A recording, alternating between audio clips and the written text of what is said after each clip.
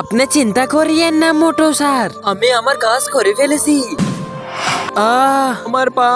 তুই কি ভাবছস আমি কি তোকে ছেড়ে দিব? কালকে রেসের জন্য সবাই প্রস্তুতি নিও, খেলার মাঠে সবাই চলে আসবে।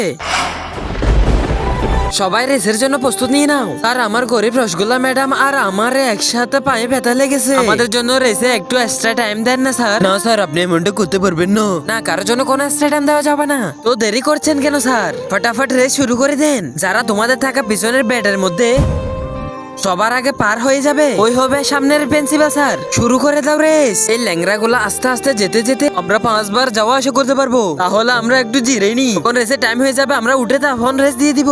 ঠিক আছে না মোটু স্যার? তার আগে দেখবো কারা শয়তানকে হারিয়ে মা বাবাকে ভালোবাসে। যারা মা বাবাকে ভালোবাসে তারা ভিডিওতে একটি লাইক করে চ্যানেলটাকে সাবস্ক্রাইব করে দিবে। আর যারা শয়তানকে ভালোবাসে তারা লাইক সাবস্ক্রাইব করতে হবে না। আর কমেন্টের শেষে আই লাভ ইউ বাবা মা লিখে যাবে। এখন থেকে প্রিন্সিপাল হবে গরিব বাগ সেকশনের রসগোল্লা ম্যাম। High high.